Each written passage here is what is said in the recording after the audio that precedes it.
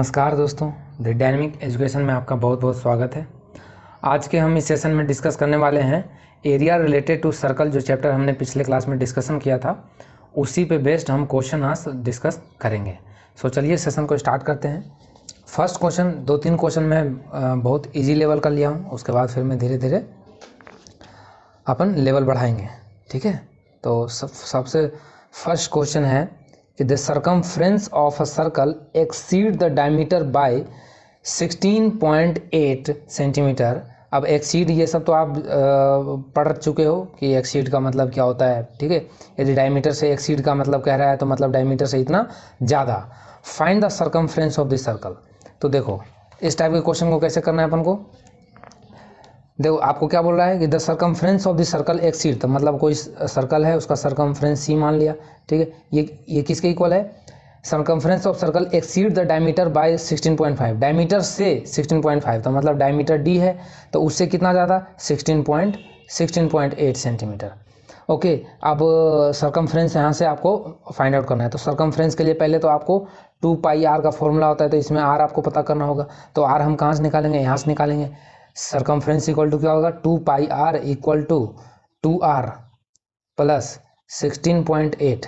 Okay, यहाँ से अब आप इसको इधर ले आओ तो इधर से आपको कॉमन क्या आ जाएगा? 2r कॉमन आ जाएगा। 2r कॉमन आ जाएगा, बच जाएगा कितना? पाई माइनस का 1, पाई माइनस का 1 और 16.8। समझ में आया? तो यहाँ से पाई का वैल्यू 3.1 रखोगे तो ये कितना आ जाएगा? ये r इक्वल टू आ जाएगा 2r equal to into 2.14 equal to 16.8। अब इसको जब आप कैलकुलेट करोगे तो r यहाँ से आ जाएगा 16.8 डिवाइड बाय 2 इंटू 2.14। ओके, तो जब आप यहाँ से इसको कैलकुलेट करेंगे तो ये कितने बार में चला जाएगा? 8.4 में चला जाएगा। ठीक है, और जब ये 2.4 को 2 है और ये 8 है तो इसका मतलब लगभग ये 3.9 के समथिंग आएगा ये।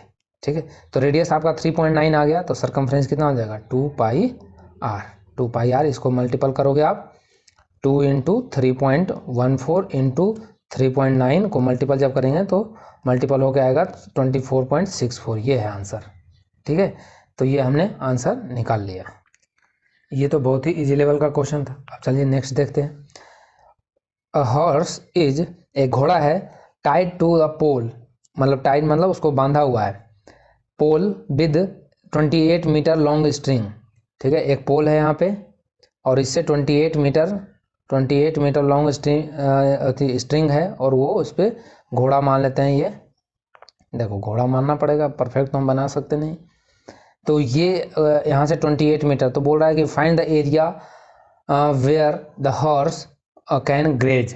बताइए, ग्रेज का मतलब कितना एरिया वो चर चुका है। ठीक है, तो ये कितना एरिया चलेगा? तब देखो इसका रेडियस ही तो क्या काम करेगा, इसका जो मतलब इसका जो रस्सी है वो रेडियस का काम करेगा। तो ये यदि इसका पॉइंट फिक्स है और इसका रेडियस भी फिक्स है तो ज़रूर ये पहले इधर का चर लेगा, फिर इधर आएगा। तो जितना इसका रेडियस है, रस्सी है, उतना ही तो ये फैल सकेगा ना। तो इसका मतलब ये एक सर्कल के रूप में ये यहाँ तक ये एरिया जो होगा इसको ये ग्रेज कर चुका होगा, चर चुका होगा। ठीक है, तो हमें इस एरिया को मतलब फाइंड आउट कर देना। पाई आर स्क्वायर यहाँ पे वैल्यू पुट आउट करना है। पाई का वैल्यू यहाँ पे 22.7 28 इंटू 28 कर देना है। ये कितने बार में? 7 चौक 28, 22 चौक 88, 88 इंटू 28। जब इसको मल्टीपल करोगे तो ये आ जाएगा 2464 मीटर स्क्वायर। ठीक है, तो ये चीज़ आपको ध्यान रखना है कि इस टाइप के भी क्वेश्चन आ सकता है। ऐसा कोई जरूरी नहीं कि आपको डायरेक्ट सर्कल देकर और रेडियस देकर एरिया पूछ ले, तो इस टाइप से भी क्वेश्चन को बना दिया जाता है।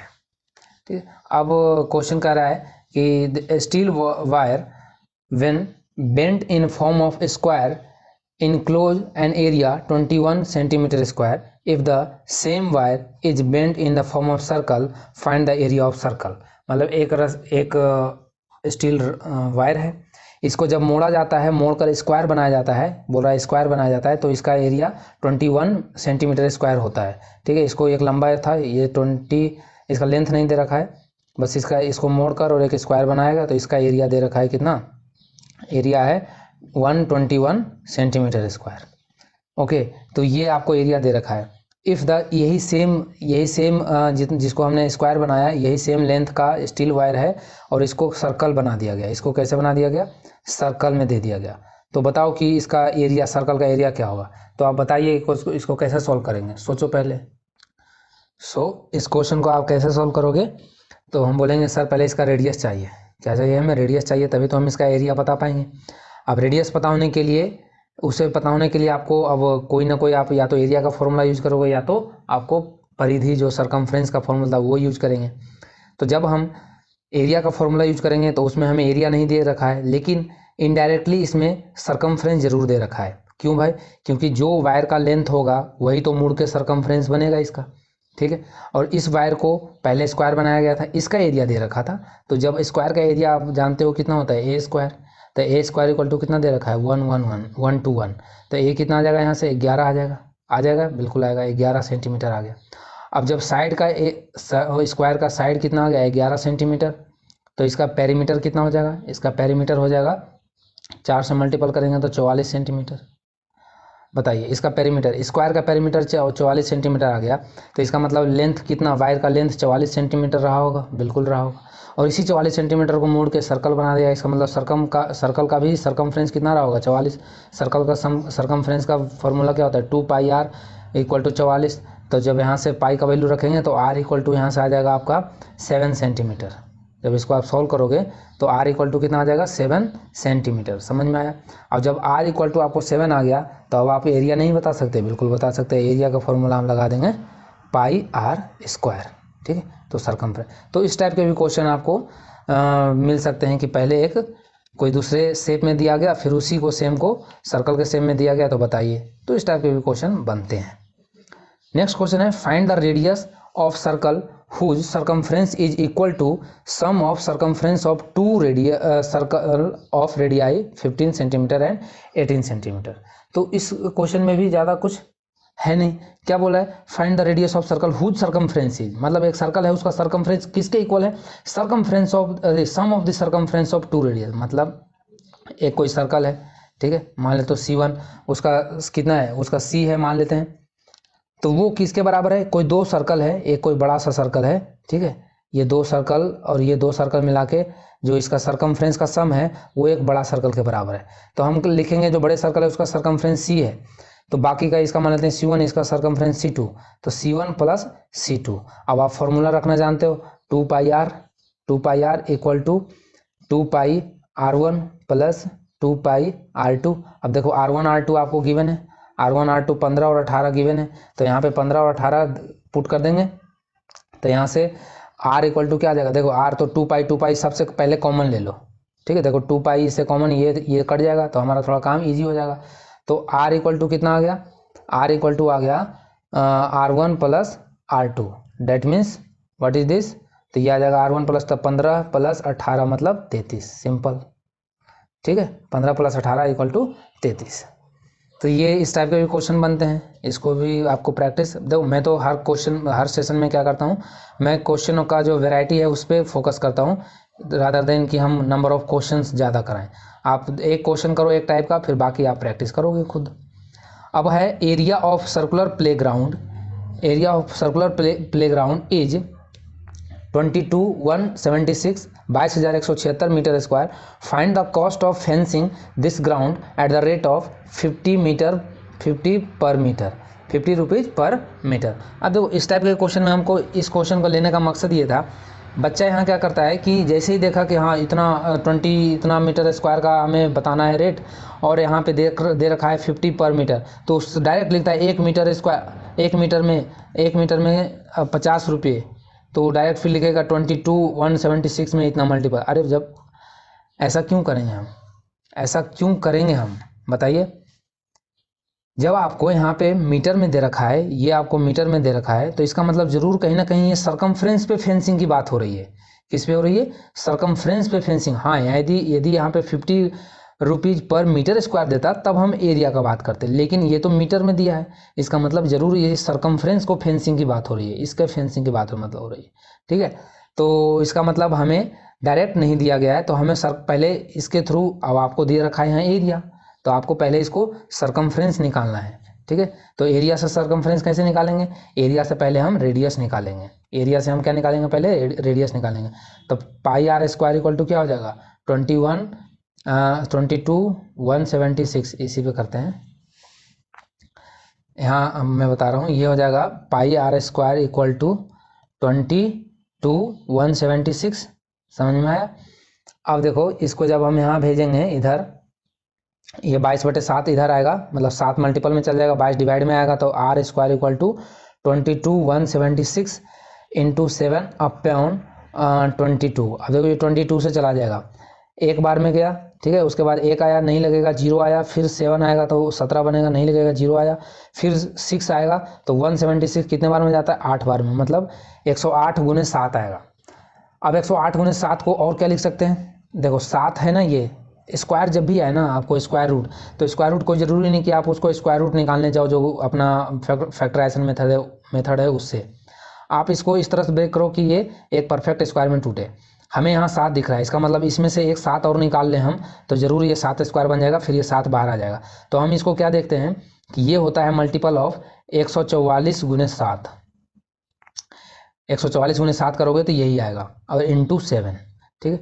अब ये आर हो गया। अब यहाँ से जब आपको आर निकालना है तो इसका अंडर रूट कर दोगे, 144 गुने 7 इंटू 7। अब देखो 144 का तो 12 होता है, और एक 7 बाहर आएगा, तो ये 7, तो ये कितना हो गया 84, ठीक है। सेंटीमीटर था तो सेंटीमीटर हो जाएगा, मीटर था तो मीटर हो जाएगा, ठीक है, मीटर था। तो 12 गुने 7 84 मीटर आ गया रेडियस। अब जब 84 मीटर रेडियस आ गया भाई साहब, तो फिर आपको क्या पूछा है, आपको पूछा है सरकमफ्रेंस, तो आपको सरकमफ्रेंस पहले निकालो। तो circumference equal to 2 pi R, और 2 पाई आर का मतलब फिर यहाँ से आप मल्टीपल करोगे 2 इंटू 22/7 गुने 84, तो ये कितना 12 × 7 = 84, तो ये कितना बार में आ जाएगा, देखो 22 दूनी 44, तो इसको 12 दूनी 24 कर देते हैं, तो 22 गुने 24। अब इसको भी मल्टीपल कैसे कर सकते हो आप डायरेक्ट, 22 गुने 24 को मल्टीपल कैसे करेंगे, 24 को 20 बार पढ़ो तो कितना हो जाएगा, 24 को जब हम 20 बार पढ़ेंगे तो वो हो जाएगा 480, और 480 में फिर और 48 ऐड कर देंगे तो ये आ जाएगा कितना 528 आ जाएगा अपना ये सरकमफ्रेंस। और सरकमफ्रेंस आ गया तो आपको क्या दे रखा है, आपको दे रखा है कि 50 रुपीज़ पर मीटर लगता है, 50 रुपीज़ पर मीटर लगता है। तो 528 मीटर में क्या होगा, तो जो 1 मीटर में 50 रुपया, ठीक है। तो 528 मीटर में डायरेक्ट मल्टीपल होगा, 50 गुने 528। जब आप इसको मल्टीपल करोगे तो आंसर आएगा 26400। समझ में आया। तो इस तरह से भी आपको एक कॉस्ट वाला भी क्वेश्चन करा दिया हमने। अब है नेक्स्ट क्वेश्चन है side of A square 10 centimetre, कोई स्क्वायर है उसका साइड 10 सेंटीमीटर है, find the area of circumscribed and inscribed circle. देखो ये क्वेश्चन छोटा है लेकिन अच्छा क्वेश्चन है ये, ठीक है। तो इसको हम भी अभी डिस्कस करते हैं कैसे होगा ये।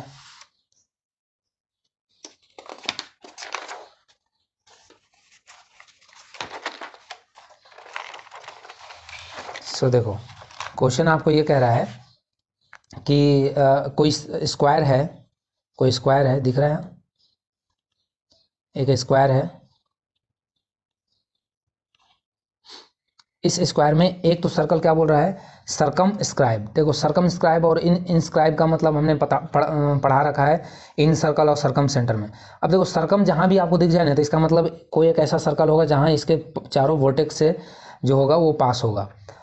और इनस्क्राइब का मतलब होता है इन सर्कल, और इन सर्कल होता है जो इनके चारों साइड को टच करते हुए जाए। तो आपको दो साइड, मतलब ये जो साइड है को टच कराते हुए सर्कल पास कराना है, ठीक है।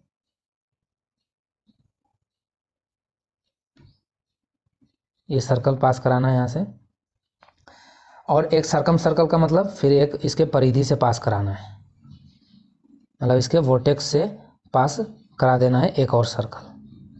तो ये दो सर्कल हो गया, एक सर्कम सर्कल हो गया, एक इन सर्कल हो गया। अब बाकी क्या दे रखा है, अब दे रखा है आपको कि साइड जो है उसका 10 सेंटीमीटर है। तो फाइंड द एरिया ऑफ ये आउटर वाला सर्कल, ये सर्कम सर्कल, और एक इन सर्कल, इसका रेडियस एरिया बताना है। तो साइड कितना दिया है भाई साहब, साइड आपको दिया है 10 सेंटीमीटर, ठीक है, 10 सेंटीमीटर आपको साइड दे रखा है। अब जब साइड 10 सेंटीमीटर है तो मैंने सर्कम सर्कल और इन सर्कल के बारे में मैंने आपको ऑलरेडी डिस्कस कर चुके हैं, तो आपको मैं यहाँ पे डायरेक्ट बता देता हूँ कि इन सर्कल का जो डायमीटर होगा, इन सर्कल का जो डायमीटर होगा वो किसका वो साइड का जितना लेंथ है वही इसका डायमीटर होगा। क्यों? क्योंकि स्क्वायर भी एक साइमेट्रिक है और ये भी एक साइमेट्रिक है।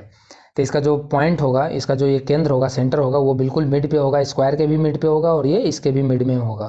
तो इसका मतलब इसके जो डायगोनल पास करेगा वो इसके स्क्वायर के सेंटर से पास करेगा। ठीक है, तो इसका मतलब ये जो इसका डायगोनल जो बनेगा इन सर्कल का वो कितना होगा? 10 होगा। समझ में आया? तो जब 10 है इसका तो एरिया कितना आ जाएगा इसका? तो एरिया हो जाएगा area of in circle equal to pi R square, जहाँ की आर कितना हो जाएगा? आर इक्वल टू 10 का स्क्वायर रख देंगे, पाई है। तो यहाँ से पाई का वैल्यू आप रख के फाइंड आउट कर लेना। अब आपको सर्कम सर्कल का बोला है तो एरिया ऑफ सर्कम सर्कल का एरिया कितना हो जाएगा बताइए? तो देखो अब ये जो बड़ा वाला है ये किसके अबाउट सिमेट्रिक होगा? ये इसके अबाउट सिमेट्रिक। देखो सिमेट्रिक तो यहाँ से भी इसको ऐसे ऐसे करके यहाँ से ऐसे मिला देंगे तो ये आपको डायमीटर पता चल जाएगा। लेकिन फिर दिक्कत कहाँ आएगा कि ये लेंथ और ये लेंथ हम फाइंड आउट कैसे करेंगे?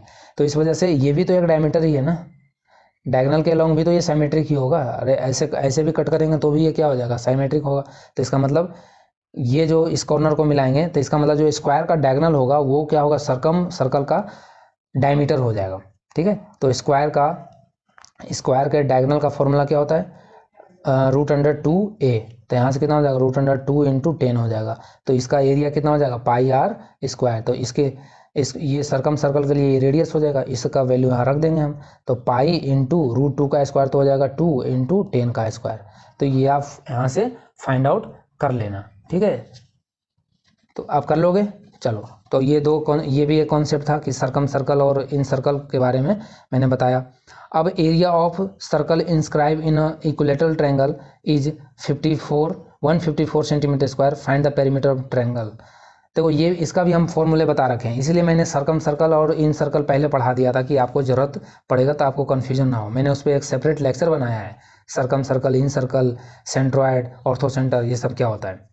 तो ये भी बहुत इजी है। देखो ये क्या बोला है कि एक इक्विलेटरल ट्रायंगल है और इक्विलेटरल ट्रायंगल के अंदर एक इंस्क्राइब सर्कल है, मतलब इन सर्कल है, मतलब इनके तीनों साइड को पास टच करते हुए जाएगा।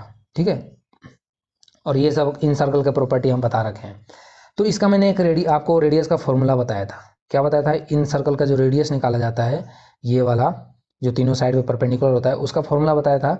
यदि इक्विलेटरल ट्रायंगल हो तो a/2√3 हम बताया था।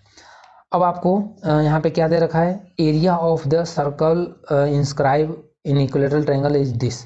तो आपको एरिया दे रखा है तो आप पाई आर स्क्वायर इक्वल टू दे रखा है कितना? 154। तो यहाँ से आप आर जब निकालोगे तो आर स्क्वायर इक्वल टू कितना हो जाएगा? R square equal to 154 into 7/22। और ये 7 बार में जाएगा, 22×7 = 54 से 154। ठीक है, अब ये 7 का स्क्वायर का मतलब रेडियस आ गया कितना? 7।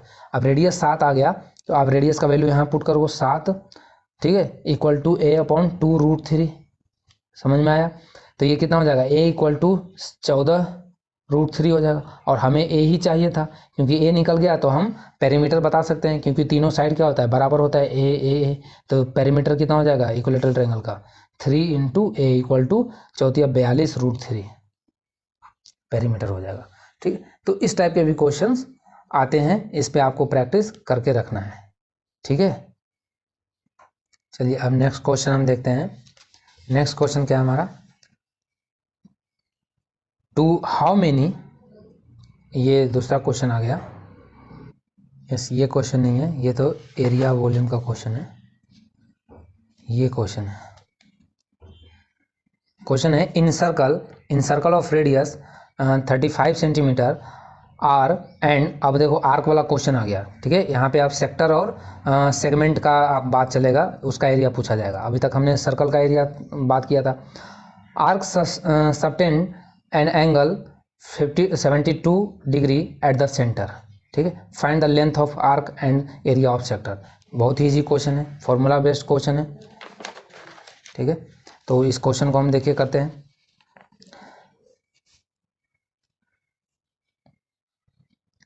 तो क्वेश्चन है, एक सर्कल पहले बना लेते हैं हम।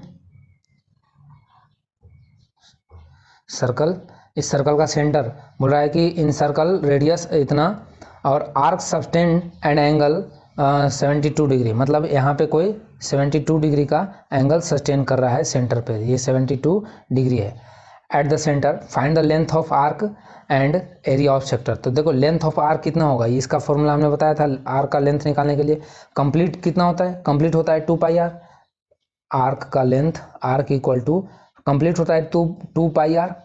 और इसमें से हमने क्या बताया था, इसमें से कितना है वो, यदि हमने वहाँ पे थीटा लिया था तो थीटा अपॉन 360, क्योंकि कंप्लीट 2 पाई आर कब होता है, जब 360 होता है।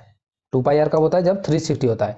लेकिन आपको तो इतना का निकालना है, तो हम लिखते थे फॉर्मूला क्या, थीटा अपॉन 360। अब देखो जो थीटा है इसको यदि आप 360 यहाँ पुट कर देते हो तो 360 कैंसिल हो जाएगा, फिर 2 पाई आर बन जाएगा। तो 360 यदि एंगल लेते हैं तो 2 पाई आर होता है, लेकिन अपन को तो 72 डिग्री का ही आर्क निकालना है। तो हम यहाँ से 2 पाई आर इंटू 72 अपॉन 360, और आर आपको पता है 35 है, तो आप यहाँ से पुट करना और फाइंड आउट कर लेना वैल्यू, ठीक है। मैं कैलकुलेशन नहीं करा रहा। एरिया का बात करते हैं, तो एरिया का फॉर्मूला क्या था, कंप्लीट एरिया कितना होता है, pi R square into pi R square into क्या होता है, फिर से अगेन वही सेम चीज़ आएगा, theta upon what is this 360। अब थीटा फिर से यहाँ रखेंगे तो यहाँ से एरिया आ जाएगा सेक्टर का, एरिया ऑफ सेक्टर, ठीक है। सेक्टर और सेगमेंट में मैंने डिफरेंस पढ़ा रखा है। तो इस तरह से आपको ये क्वेश्चन करना है। नेक्स्ट क्वेश्चन है, the perimeter of certain sector, the perimeter of certain sector of circle of radius 5.7 metre and 27.2 metre, find the area of sector, ठीक है। तो ये भी क्वेश्चन हम देख लेते हैं। तो आइए देखते हैं इस क्वेश्चन को कैसे हम सॉल्व कर सकते हैं। देखो आपको बोला है पेरीमीटर ऑफ सर्टेन सेक्टर, मतलब कोई सेक्टर है, ठीक है, ये सेक्टर है, उसका पेरीमीटर दे रखा है। तो मान लेते हैं ये ओ है, ये ए है और ये बी है। इसका पेरीमीटर दे रखा है कितना, यहाँ पे पेरीमीटर दिया है, ये नहीं कन्फ्यूजन करना है आपको। एरिया ऑफ सेक्टर पूछा है तो एरिया ऑफ सेक्टर का फॉर्मूला ये भी एक होता है, half into L into R होता है। लेकिन यहाँ पे ये आपको लेंथ, ये जो एल होता है ये आर का लेंथ होता है, लेकिन आपको यहाँ पेरीमीटर दिया है, ये 5.7 जो दिया है ये पेरीमीटर दिया है कंप्लीट सेक्टर का। तो पेरीमीटर कितना हो जाएगा कंप्लीट सेक्टर का, तो पेरीमीटर क्या होता है, सबका सम, ठीक है। तो ये O A plus O B plus A B, ठीक है। तो 5.7 प्लस 5.7, ये तो दोनों रेडियस ही है, 5.7 रेडियस है, ये भी 5.7 रेडियस है। और आर्क का कितना हो जाएगा, आर्क का फॉर्मूला क्या पढ़ा था अभी हमने, आर्क का formula 2 pi R into theta upon 360 degree, ठीक है। और ये पेरीमीटर आपको दे रखा है कितना, 5.7 दे रखा है ये पेरीमीटर, ठीक है। तो यहाँ से फिर हम, सॉरी ये पेरीमीटर यहाँ पे, ये तो रेडियस है, पेरीमीटर है 27.2, ठीक है। तो 27 पॉइंट, अब देखो ये यहाँ से जब आप माइनस करोगे थीटा निकालना, तो जब आप थीटा निकालोगे तो ये आपको थीटा का वैल्यू आ जाएगा यहाँ से 158.8 डिग्री, ठीक है, क्योंकि इसमें थीटा ही तो है, आर आपको पता ही है, आर का वैल्यू पुट करोगे यहाँ पे, थीटा यहाँ से आप फाइंड आउट कर लेना, तो थीटा आएगा 158.8 डिग्री, ओके। तो एरिया कितना हो जाएगा यहाँ पे, area equal to pi R square into theta upon 360 degree, theta upon 360 degree, समझ में आया। तो पाई कितना हो जाएगा 22/7 इंटू आर कितना है, आर आपका है 5.7 इंटू 5.7 और इंटू थीटा आपको 158.8 डिग्री है अपॉन 360 डिग्री, ठीक है। तो यहाँ से आप एरिया फाइंड आउट कर लेना। तो एरिया जब फाइंड आउट करोगे तो ये आ जाएगा 45.03 मीटर स्क्वायर, ठीक है। तो ये एरिया ऐसे निकल जाएगा। तो आपको डायरेक्ट क्वेश्चन ऐसे सेक्टर नहीं दे के आपको ऐसे भी घुमा के क्वेश्चन दिया जा सकता है कि पेरीमीटर दे दिया आपको सेक्टर का, ठीक है, और रेडियस दे दिया और आपको फिर एरिया पूछा जाए तो आपको पहले ऐसे निकालना है, ठीक है। सो चलिए अब हम एक क्वेश्चन और करते हैं, फिर हम अपने सेशन को एंड करेंगे, फिर हम बाकी के क्वेश्चन नेक्स्ट सेशन में। सो चलिए अभी बाकी के क्वेश्चन नेक्स्ट सेशन में ही करेंगे, ठीक है। आज के लिए इतना ही रखते हैं। So thank you for watching dynamic education. और हाँ, यदि आपको वीडियो पसंद आता है, मेरा पढ़ाना पसंद आता है, तो आप अपने दोस्तों के बीच शेयर कर सकते हैं। ठीक है, thank you for watching dynamic education.